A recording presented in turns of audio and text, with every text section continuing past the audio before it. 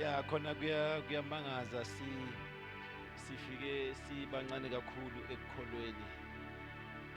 Besi I remember when we met no Mfundisi Thwala angisazi kuyi 2016 or 2017.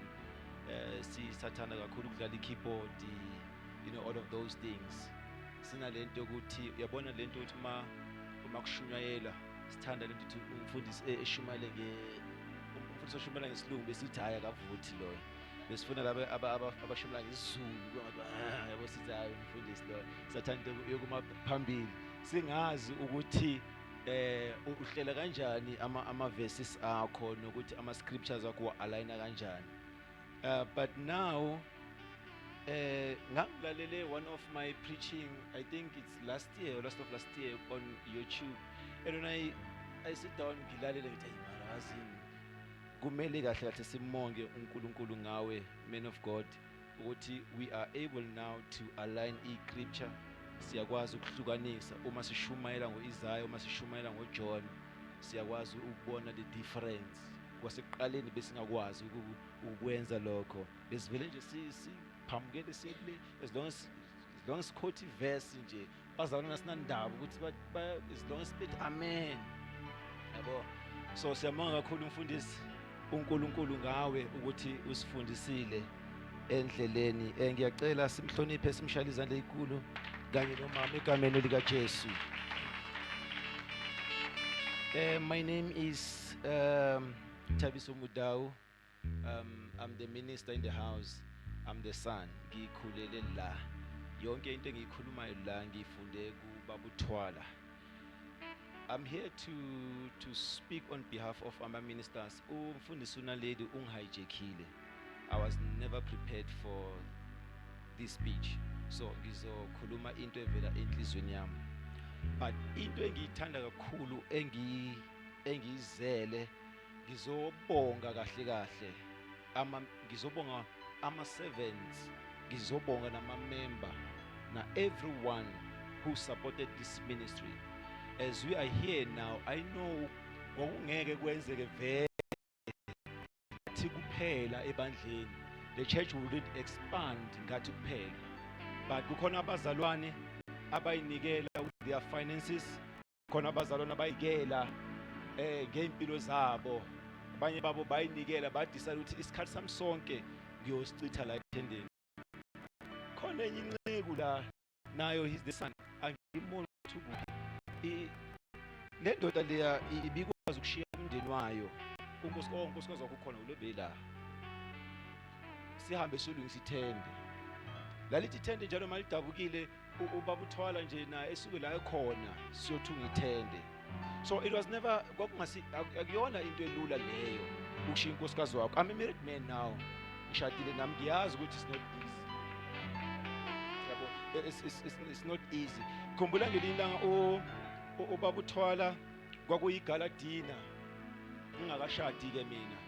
UBaba uThwala uyathanda nje ukuyidlalela yabo. So bekune deco, bekungana abantu abazoyigada ideco. iGaladina yayikusasa.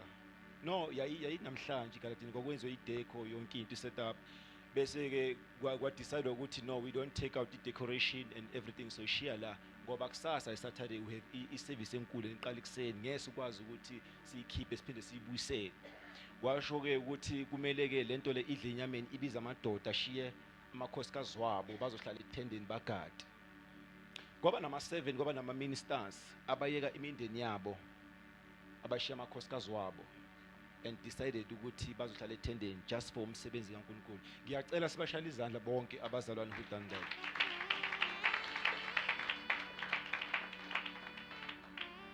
Philippians chapter number 1 verse number 3. Uthi, I thank my God every time I remember you. At in all my prayers for all of you, uthi, I always pray with joy. Bese la uyachaza ke number 5 uthi, because of your partnership in the gospel from the first day till now.